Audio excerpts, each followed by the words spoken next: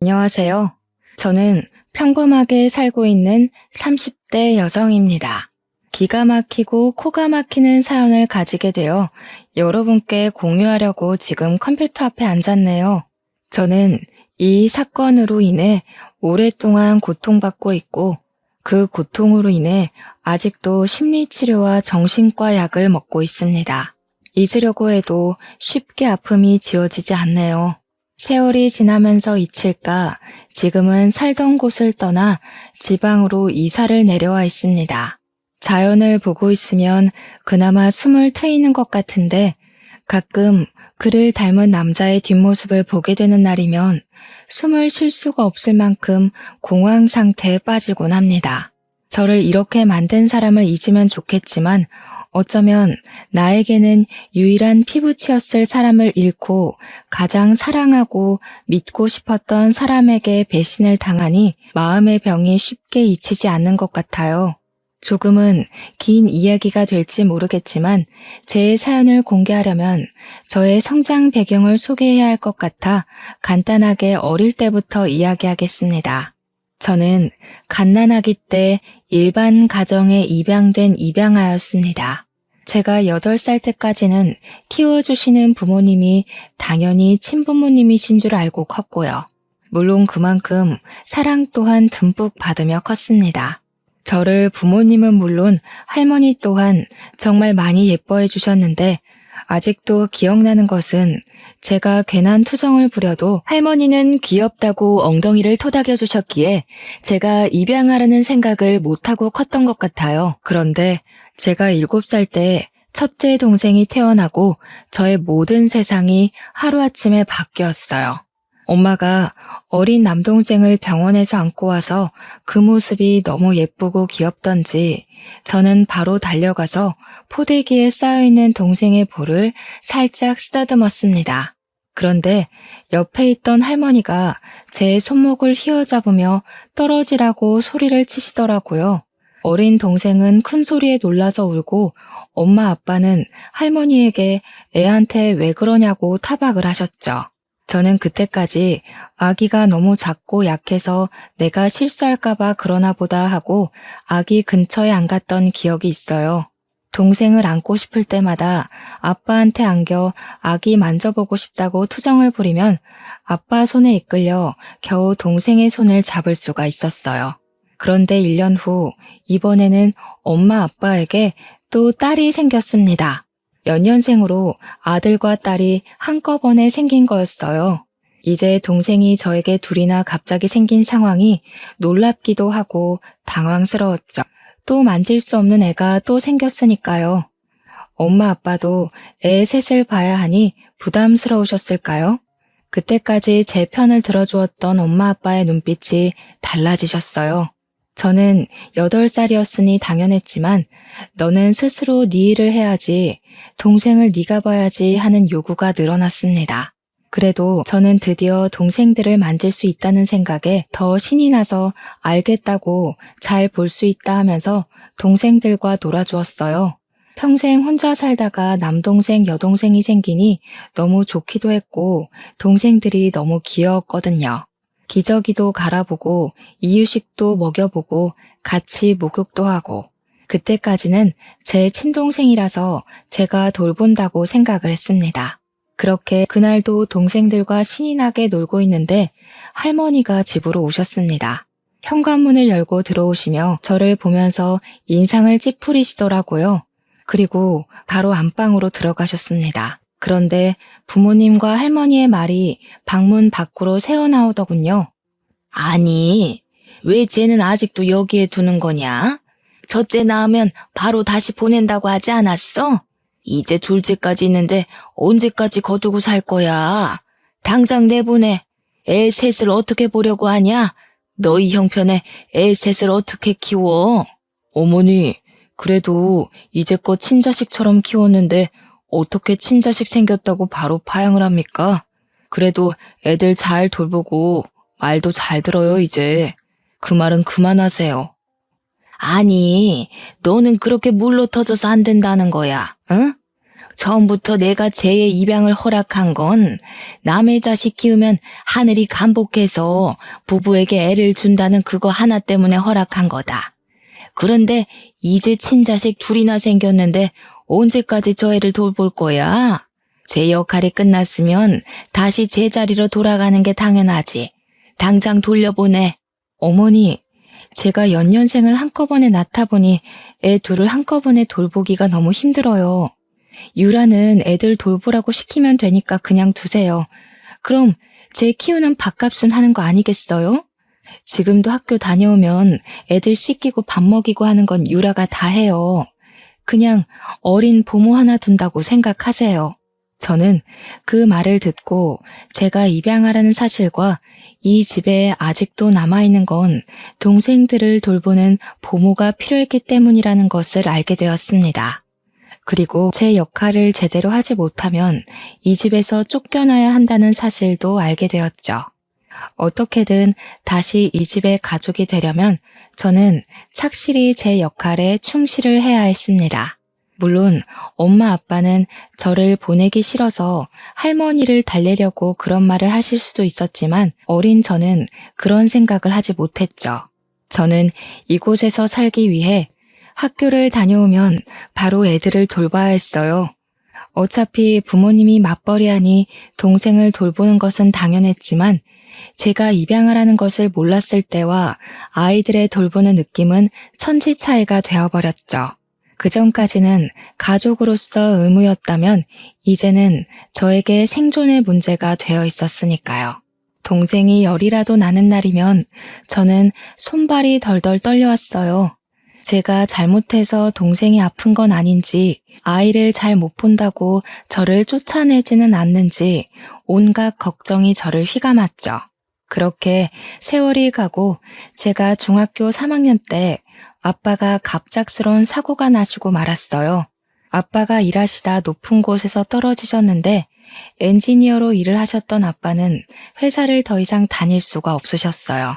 어깨뼈가 심하게 다치시며 손을 높이 드실 수가 없게 되었거든요.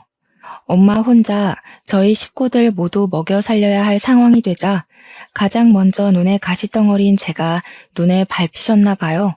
할머니가 온 식구를 불러 모으셨어요. 사실 저는 할머니가 무슨 말을 꺼내실지 대충 감이 왔어요. 저를 보실 때마다 언제부터인지 할머니는 저를 감정 쓰레기통으로 사용하고 계셨거든요. 너희 이제 어떻게 할 거니? 이제 아범 너는 직장도 그만두었는데 어멈 너 혼자 벌어서 애들 먹여 키우고 또 병원비에 학원비에 다 어떻게 감당할래? 군입 하나라도 줄여야겠지 않니? 쟤 그만 보내라. 저만큼 키웠으면 하늘도 간복해서 놀랐겠다. 이제 보내도 원망 하나 하지 않을 거야. 할머니 말에 엄마 아빠는 아무 말이 없으셨어요. 이미 그 순간 저의 운명은 결정되어 있었던 거죠. 순순히 모든 것을 받아들여야 했습니다. 이제껏 이곳에 있었던 것도 다행이라 생각해야 했죠. 그렇게 아무 말도 안 하고 제 짐을 챙겨 들었습니다. 짐이라고 해봤자 책가방, 자잘한 학용품, 옷 몇 가지와 교복뿐이었습니다. 그 모습을 본 동생들은 두 눈이 휘둥그레지더라고요. 이제껏 친누나 친언니인 줄 알았던 제가 피를 나눈 사이가 아닌 사이라는 것을 알았으니까요. 집을 나가려는데 양쪽에 한 놈씩 붙어서 저를 붙들었습니다. 안 돼, 누나. 가지 마. 누나, 나 두고 가지 마. 누나 없으면 밥은 누가 줘? 응? 이제 누가 공부 알려줘. 나도 데려가. 같이 갈래. 언니, 가지 마. 할머니 미워. 왜 언니 쫓아내는 거야? 할머니가 나가. 언니 말고 할머니가 우리 집에서 나가. 언니랑 있을 거야. 언제나 집에서 동생들을 챙기는 것은 온전히 저의 몫이었기에 어쩌면 동생들에게는 저는 엄마 같은 존재였을지도 모른다고 생각이 들더군요. 꼭 물가에 내놓은 아이들을 보는 것 같았어요. 그래도 어쩌겠어요. 저는 선택권이 없는데 동생들이 붙잡아도 남아있을 수 있는 권한이 없었습니다. 엄마 아빠가 동생들 하나씩 붙잡아 떼어놓아도 동생들은 꽉 붙어 제 다리에서 안 떨어졌습니다. 저는 꾹꾹 참았던 눈물을 흘리고 말았어요. 그래도 저를 가족으로 받아주는 건 동생들 뿐이었으니까요. 그리고 이곳에 남아있고 싶었습니다.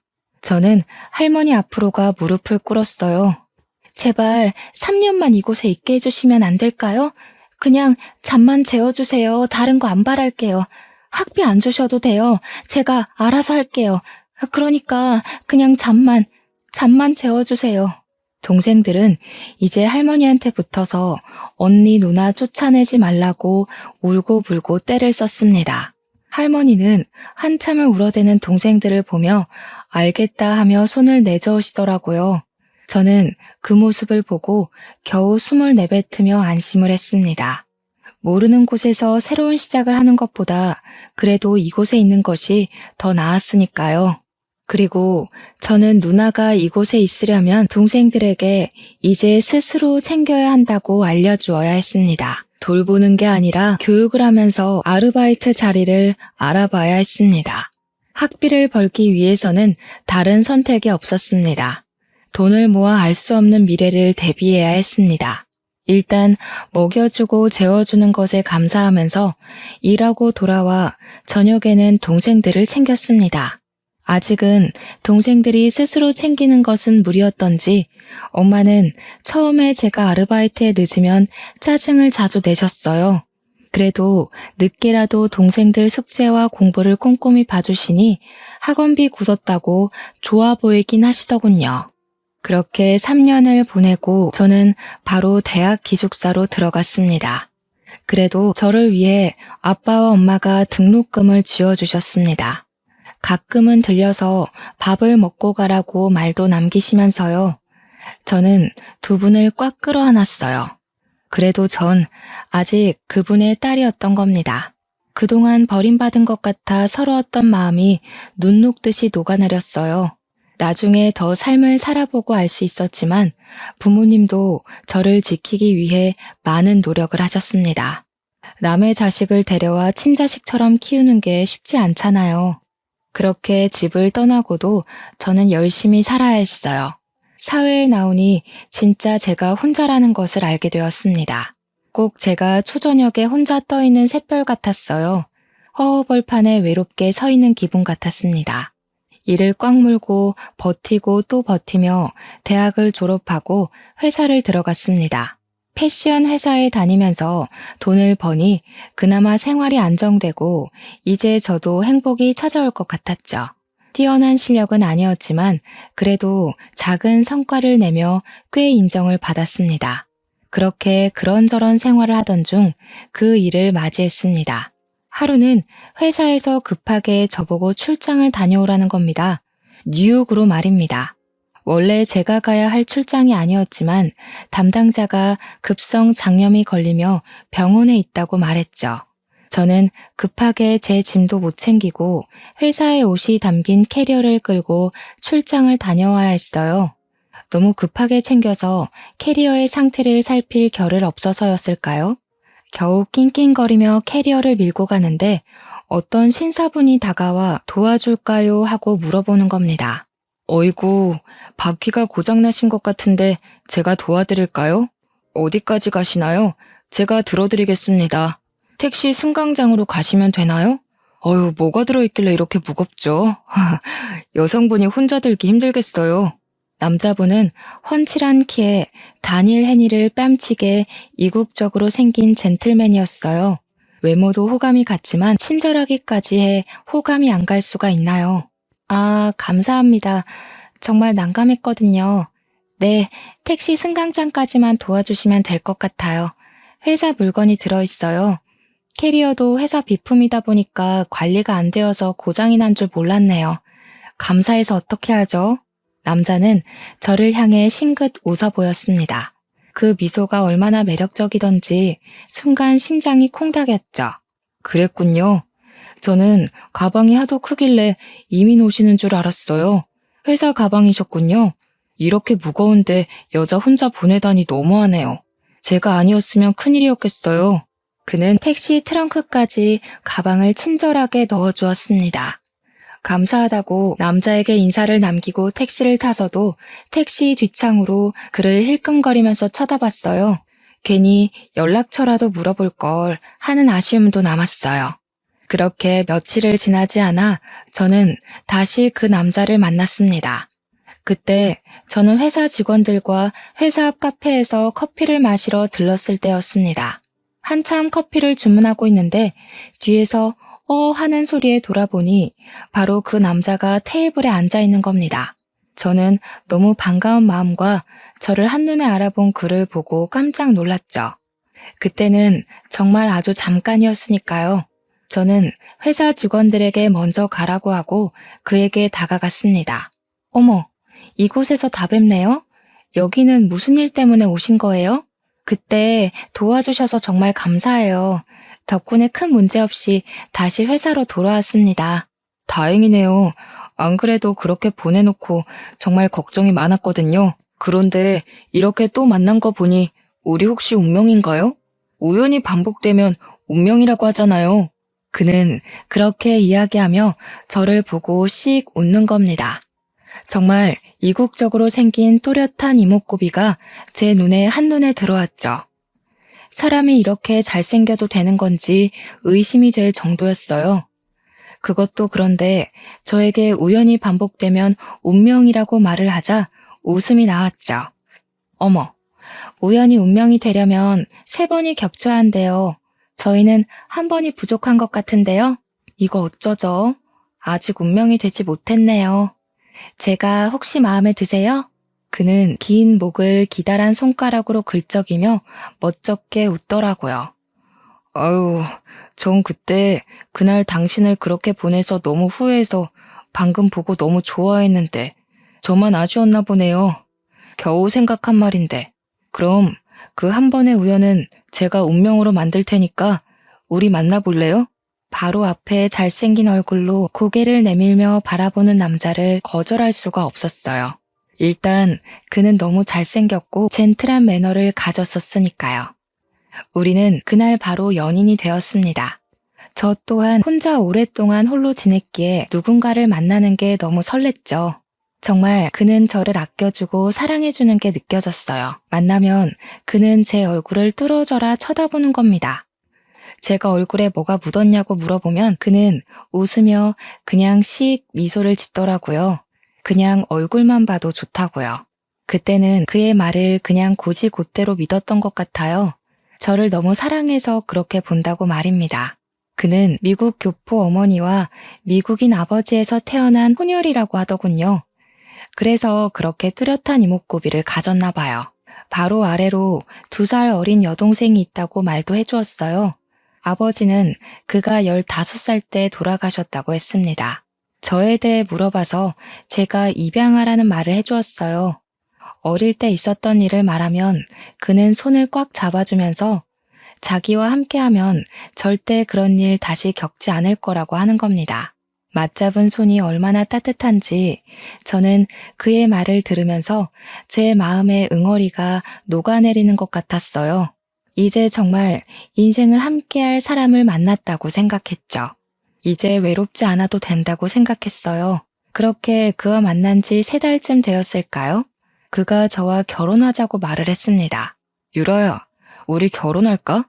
이렇게 너의 얼굴 보고 있는 것도 너무 좋은데 너와 매일 함께 잠을 자고 아침에 일어나고 싶어. 나랑 결혼해 줄래? 전 그 사람 말에 아무 말도 못하고 입을 우물거렸죠. 그 사람을 사랑했지만 만난 지 3달도 안 되어 결혼을 하는 건 너무 이르다고 생각했죠. 그렇게 급한 문제가 아니라고 생각했습니다. 물론 그와 가족이 된다는 건 너무 설렜죠. 항상 진짜 가족을 가지고 싶었으니까요. 하지만 결혼하자는 그의 말에 괜히 고민이 되더군요. 우리 만난 지 3달밖에 안 됐는데 너무 이른 거 아닐까? 물론 나도 당신을 사랑하고 같이 있고 싶지만 그래도 결혼은 신중해야 하지 않을까? 시간을 두고 조금 더 생각해보자. 내가 너를 빨리 아내로 맞이하고 싶어서 그래. 자주 만나서 이렇게 얼굴 보는 건 좋은데 매일 만나는 것도 아니고 나는 매일 너랑 얼굴 마주하고 싶은데 우리 결혼하자. 응? 내가 잘해줄게. 지금보다 더 많이 사랑해줄게. 가족을 갖는 것에 확신이 서지 않아서였을까요? 저는 결국 그때는 그에게 결혼하겠다고 확답을 하지 못했습니다. 아무리 생각해도 만난 지 3달 만에 결혼하는 것은 이른 것 같았어요.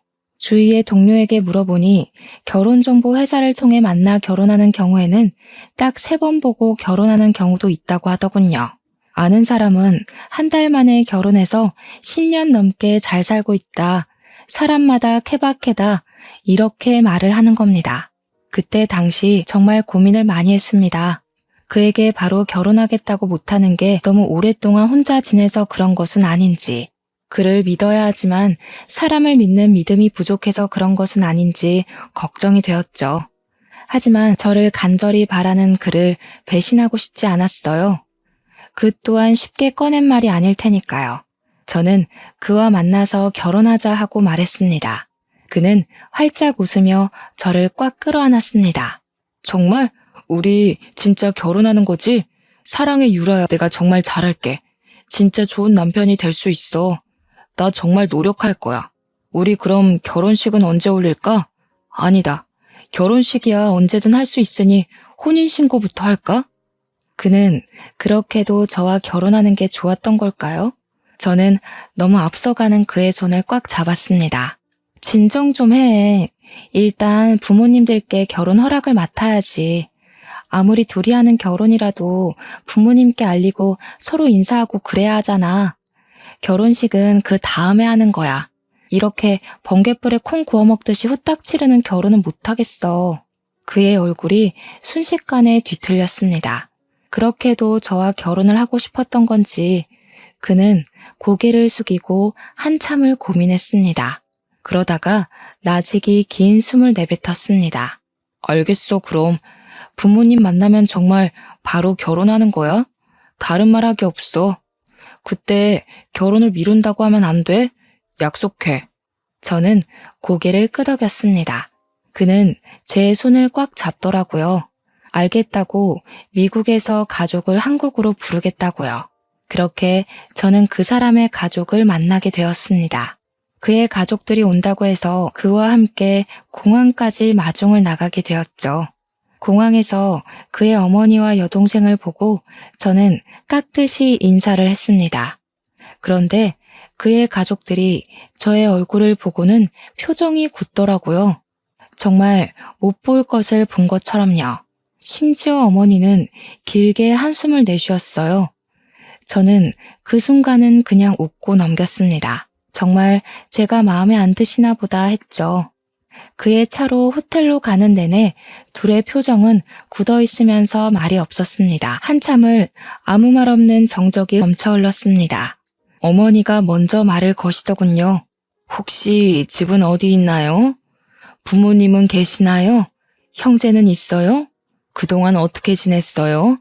태어난 연도하고 생일은 어떻게 되나요? 아이고, 참 물어볼 질문이 많네.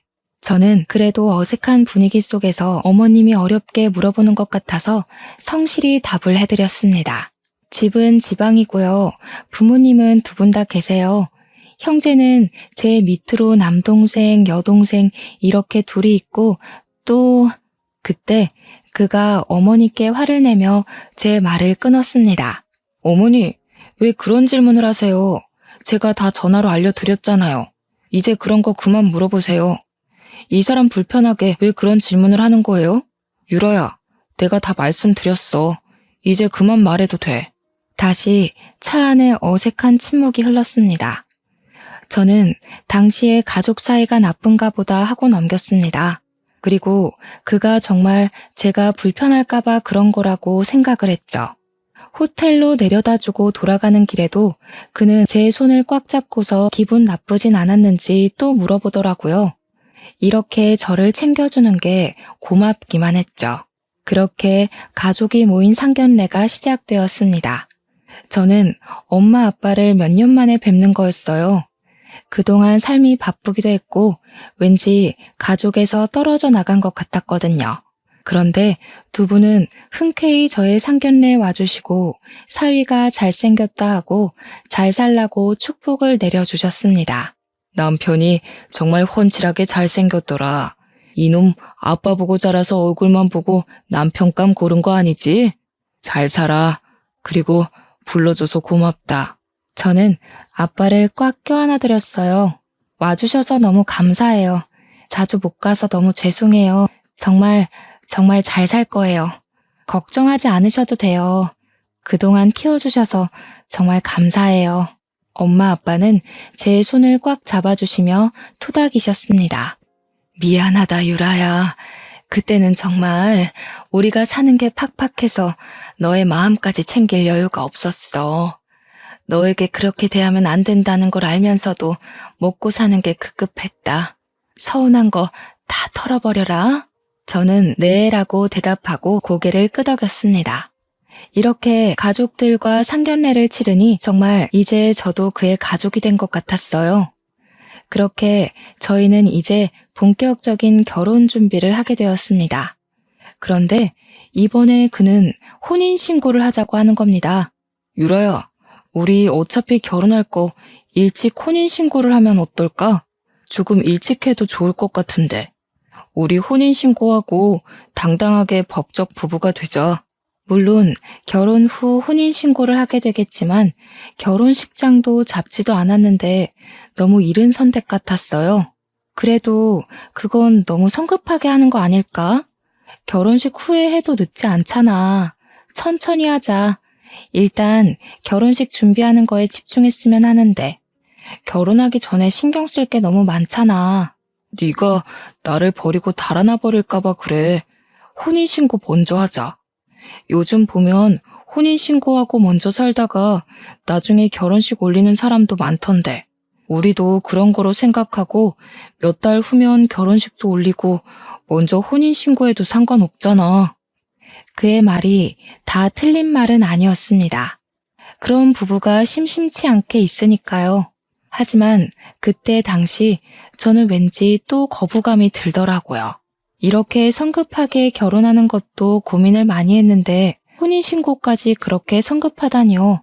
제가 한참 고민을 하니 그는 정말 안달복달을 하는 겁니다. 혼인신고를 먼저 하는 게 뭐가 문제냐는 거죠. 우리가 사랑해서 법적으로 부부가 먼저 되는 거라고요. 저는 그의 성화에 못 이겨 알겠다고 했습니다. 그래도 그 사실을 부모님과 그의 가족에게는 알려야 할 것 같아 전화로 연락을 드렸습니다. 그런데 예비 신우가 질겁을 하는 겁니다. 그러지 말라고요. 저는 너무 당황스러웠지만 왜 그러냐고 말을 못하겠더라고요. 상견례 전에도 저를 별로 달가워하지 않았으니 혼인신고도 환영하지 않는 거라고 생각을 못했습니다. 회사에서 퇴근하려고 준비를 하는데 예비 신우에게 전화가 왔습니다. 회사 앞 카페에 있으니 나오라고 하더라고요. 그래서 저는 카페로 갔습니다. 굳은 표정의 신우가 카페에 앉아 있었고요. 제가 앉자마자 예비 신우는 당장 이 미친 결혼을 그만두라고 하는 겁니다. 언니, 당장 이 미친 결혼 그만두세요. 그러다가 언니 정말 후회해요. 오빠가 왜 이 결혼을 하는 거라고 생각하는 거예요? 언니를 사랑해서 하는 것 같아요? 설마 그렇게 생각하는 건 아니죠? 저는 당황해서 말을 못하고 입을 뻥끗거리고 있었어요. 아무리 마음에 안 든다고 저렇게 말할 것까진 없잖아요. 그때 그가 어떻게 알았는지 저희에게 다가와 저의 손을 와락 잡아서 자리에서 일으켜 세웠어요. 너 무슨 말이 그래? 유라에게 왜 결혼을 그만두라고 하는 거야? 내가 유라를 사랑하지 그럼 안 그렇다는 말이야? 이런 말 할 거면 너 당장 미국으로 돌아가. 그의 여동생은 그를 날카롭게 쏘아보더라고요. 내가 왜 오빠가 이 언니 만나는지 모를 것 같아? 오빠 아직도 그러는 거지? 아직도 안 고쳐진 거야? 그렇지. 오빠가 이 언니랑 결혼하는 거 제니퍼 때문이잖아. 그의 손이 예비 신우의 뺨을 날카롭게 지나쳐 갔습니다. 너무 놀라 손으로 입을 막고 두 눈을 동그랗게 뜨는 사이에 저는 그의 손에 이끌려 카페를 나서고 있었습니다. 그에게 이끌려 차에 태워지면서 그에게 제니퍼에 관해 묻고 싶었지만 그의 얼굴을 보고 입을 다물었습니다. 당장이라도 폭발할 것처럼 시뻘개져 있었습니다. 그의 손에 이끌려간 곳은 그의 집이었어요. 만남이 짧아서인지 지금까지 사귀면서 그의 집은 처음 가봤어요. 이제 곧 있으면 이곳은 저희 신혼집이 될 곳이었죠. 그는 집에 오자마자 저를 와라 끌어안았습니다. 저를 품에 안고 온몸을 잘게 떨고 있었습니다. 미안. 난 정말 너를 놓치기 싫은데 이렇게 보기도 아까운데 우리 가족은 나의 결혼을 받아들이기 너무 싫은가 봐. 난 유라 너만 있으면 돼. 그럼 우리 가족도 버릴 수 있어. 내 옆에 있어 줄 거지? 저는 그의 등을 토닥였습니다. 저를 간절히 바라는 그의 마음을 잘 알 것 같았어요. 저도 그와 같은 마음이었으니까요. 세상 천지에 저에겐 그밖에 제 편이 없었으니까요. 알아. 나도 당신 마음 다 알아. 나도 당신만 있으면 될 것 같아. 그러니까 가족을 버린다고 하지 마. 혼자는 너무 외로워. 내가 직접 겪어봤잖아. 내일 당장 혼인신고하러 가자. 우리가 법적으로라도 이어져야 우리 가족이 더 이상 우리를 갈라놓지 못하지. 오늘은 이곳에서 자고 내일 아침에 바로 가서 혼인신고하자. 알겠어. 내일 당장 하자. 당신이 원하면 나도 좋아. 그러니까 이제 동생한테 손찌검하지 마. 나 아까 너무 무서웠어. 그는 저를 꽉 끌어안고 알겠다고 하더군요. 내일이면 그와 정말 부부가 된다고 생각하니 마음이 뭉클해지더군요. 그동안의 걱정이 참 무색해졌습니다. 그렇게 그의 집에 하루를 보내게 되고 이제 우리의 신혼집이 될 집을 구경하게 되었어요. 그렇게 안방의 옷장 문을 열었는데 하얀 웨딩드레스가 들어있었죠. 저는 정말 깜짝 놀랐어요. 순간 소름이 돋아올랐던 것 같아요.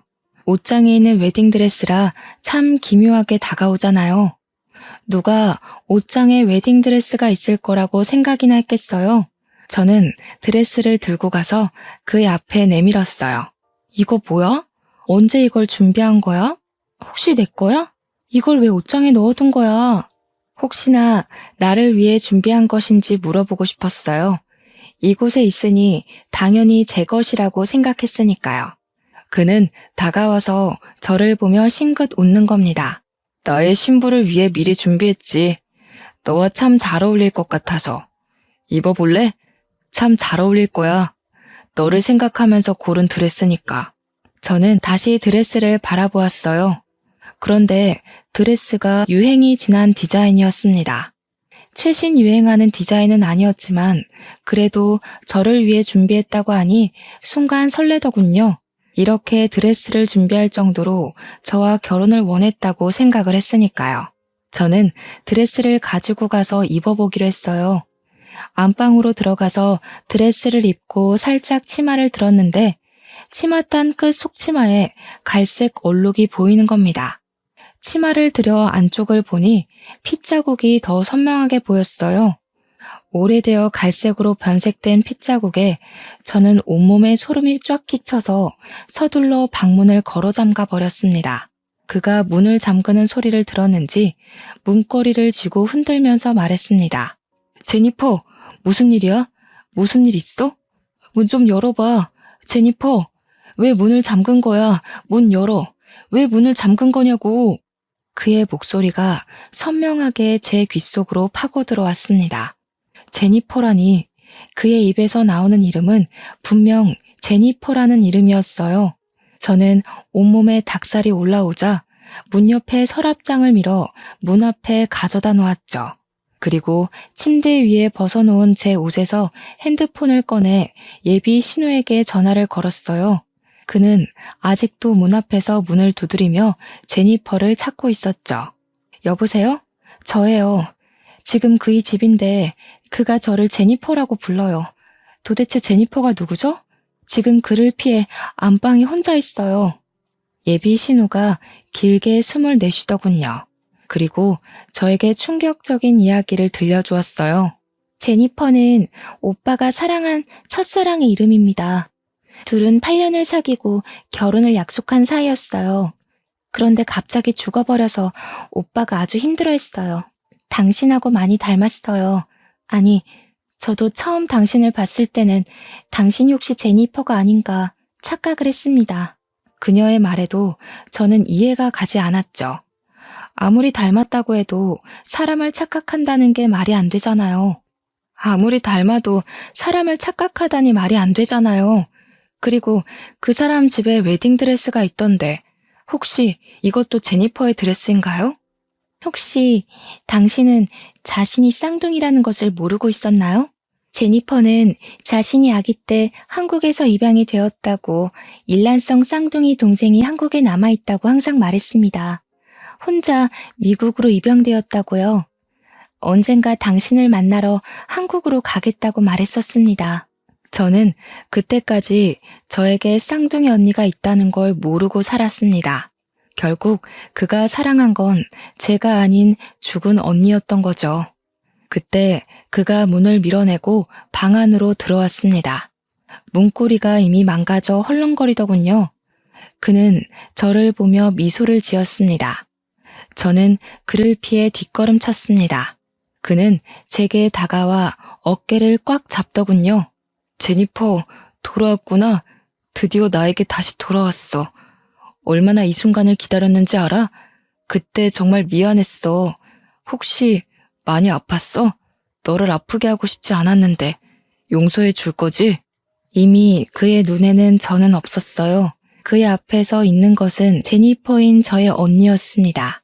저를 껴안는 그를 밀쳤습니다. 나는 제니퍼가 아니야. 제대로 봐. 난 김유라라고. 당신이 말하는 제니퍼는 이미 죽었어. 이제껏 나를 사랑한 게 아니라 언니를 사랑해서 나를 좋아한 거야? 어떻게 이럴 수가 있어? 순간 그의 얼굴이 뒤틀렸습니다. 그러더니 제 발밑에 무릎을 꿇으며 손을 싹싹 비는 겁니다. 아니야, 미안해 유라야. 내가 잠깐 정신이 나갔나 봐. 내가 사랑하는 건 네가 맞아. 착각하지 않았어, 정말이야. 내가 너를 얼마나 원하는데. 저는 그 순간 그에게 벗어나야겠다고 생각하고 밖으로 뛰쳐나갔습니다. 그는 뒤에서 저를 확 잡으면서 놓지를 않더라고요. 그리고 그대로 포개져 바닥으로 꼬꾸라져 쓰러졌습니다. 그는 저를 위에서 짓누르며 얼굴을 바짝 들이밀었습니다.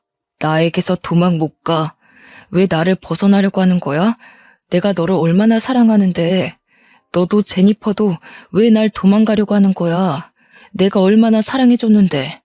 미쳤어. 너는 미쳤어. 이게 사랑이야? 이건 사랑이 아니야. 집착이지. 언니를 도대체 어떻게 한 거야? 이 드레스는 도대체 뭐냐고. 그는 저의 어깨를 강하게 짓누르며 저의 귀에 작게 속삭였습니다. 나랑 결혼하기 싫다고 해서 영원한 나의 신부로 만들었지. 이제 네 차례야. 유라야, 나를 벗어날 생각하지 마. 저는 두 눈을 날카롭게 뜬 그를 보며 온몸을 벌벌 떨어야 했습니다. 그의 손은 꿀 틀어지고 있었습니다. 이제 나는 죽겠구나 하고 마지막 숨이 목구멍까지 차오를 때 현관문이 열리며 그의 어머니와 여동생이 경찰들과 들이닥쳤습니다. 경찰들은 제 위에 있는 그 사람을 끌어냈습니다. 결국 그는 현행범으로 바로 경찰서로 끌려갔습니다.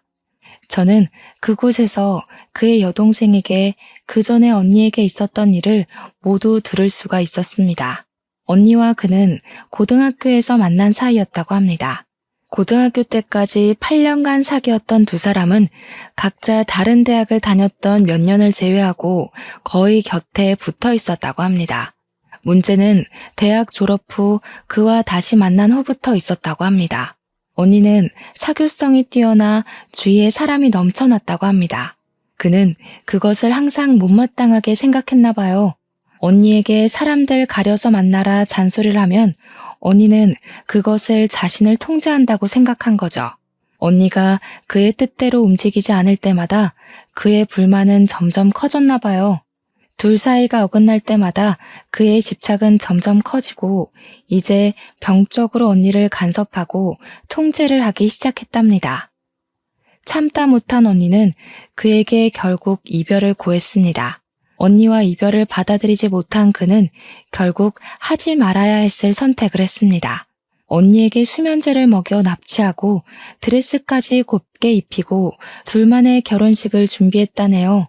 동생은 이미 그때부터 정신적으로 문제가 있지 않았을까 생각한다고 말을 하더군요. 잠에서 깨어난 언니는 자신의 모습에 소름 끼쳐하며 그와 크게 싸웠나 봐요. 그리고 집 밖으로 달아나는 언니를 차로 쫓아간 그는 언니를 차로 치워버렸습니다. 언니는 쇼크로 그 자리에서 기절하게 되었고 그는 놀라서 언니를 차에 태워 병원으로 이동했지만 갈비뼈가 부러져 폐를 깊게 찌르는 바람에 언니는 결국 사망에 이르렀다고 합니다. 언니의 장례를 치르고 그는 사랑하는 사람을 죽였다는 죄책감과 집착 대상이 사라지며 심한 정신착란을 일으켰다는군요.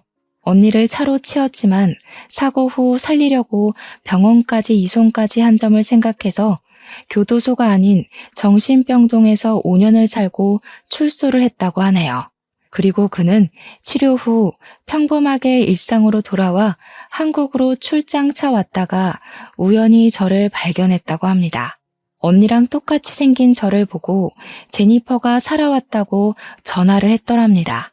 가족들은 아니라고 그 사람은 제니퍼의 쌍둥이 동생이 아니냐 하고 걱정을 했는데 다행히 그때 그는 정신줄을 꽉 붙들었나 봐요. 그래서 걱정을 한시름 덜고 있었다고 합니다. 정신적인 문제가 치료가 다 되었다고 생각을 한 거죠. 나중에 경찰 조사에서 그는 처음부터 캐리어를 이용해 저에게 접근했다고 했답니다. 한 달 정도 먼저 저를 지켜보면서 접근할 기회를 엿봤다고 했다더군요. 그 후에도 그는 저를 감시하고 통제 안에 넣으려고 했다고 합니다. 언니에게 보인 집착을 저에게도 보인 거죠. 결국 그가 처음부터 사랑한 건 제가 아닌 죽은 언니였던 겁니다. 저의 모습에서 언니를 보고 좋아하고 사랑했던 거겠죠. 저는 다시 그를 찾아가서 말을 해봐야 하는 건지 고민을 했습니다. 가서 말을 한다고 무슨 의미가 있는지 고민을 했지만 완벽한 이별을 고하기 위해 저는 그가 있는 구치소를 찾았습니다. 그는 구치소의 교도소복을 입고 제 앞에 앉았습니다. 보기 좋네. 구치소 밥이 잘 나오나 봐. 사실 찾아올까 오지 말까 고민을 참 많이 했어. 우리가 더 이상 할 말이 남아있을까 하고 말이야. 하지만 묻고 싶더라고. 정말 나를 사랑하지 않았어? 한 번도 나를 사랑한 적 없어? 나한테서 언니를 보고 그동안 좋아한 거야? 처음에는 그랬던 것도 같아. 너를 처음 보는데 제니퍼가 살아 돌아온 것 같았으니까. 보면 볼수록 그녀가 떠올랐어. 그리고 너를 만나면서 너희는 결국 다른 사람이라고 생각했어. 좋아하는 거 싫어하는 게 너무 다르더라. 그리고 너의 모습이 더 좋았어. 제니퍼는 항상 강하고 당당하고 사람 좋아했지만 너는 반대니까 오히려 나랑 더 맞는다고 생각했어. 오히려 제니퍼가 나를 너에게 보내주지 않았나 생각했어. 확실한 건 마지막은 너를 사랑했다는 거야. 그의 마음에 움찔거렸습니다. 마지막은 저를 사랑했다는 그의 말을 믿고 싶었을까요? 저는 두 손을 꽉 쥐고 마지막을 고했습니다. 그랬구나. 그래도 사랑했다니 나도 그 사랑에 답을 해줘야겠네. 우리는 여기서 이제 헤어지는 거야. 시작했으니 끝도 있어야지. 다시는 우리 마주치지 말자. 다시는 서로를 만나도 모르는 사람인 거야. 우연히 만나도 우리는 운명이 아닌 거야. 고개를 숙이고 울먹이는 그를 두고 자리에서 일어났습니다. 나중에 들은 말은 다시 정신착란 현상을 일으켜 정신감호소로 이송되었다더군요. 저 또한 공황장애가 찾아와 정신과 치료와 약을 먹게 되었죠. 그리고 언젠가 한 번도 본 적이 없는 저를 닮았다는 언니가 묻혀있는 미국으로 가서 그녀를 만나고 싶네요. 어쩌면 언니가 저를 그에게서 구해주려고 그 웨딩드레스에 핏자국을 남겼나 싶기도 해요. 세상에는 기가 막히는 우연이 많다지만 어쩌면 사람에 의해 만들어지는 운명도 있나 봐요. 그것이 가져올 운명이 좋은 것인지 나쁜 것인지 결국은 끝까지 가봐야 알겠지만요. 간절함이 집착에 가까워져 올 때는 항상 주의를 기울여야 할 것 같아요. 과한 건 모자란 것만 못하다고 하잖아요. 여러분도 자신이 사랑하는 사람이 어떤 사랑을 바라는지 한 번쯤은 눈여겨보셨으면 좋겠네요. 긴 사연 읽어주셔서 감사합니다.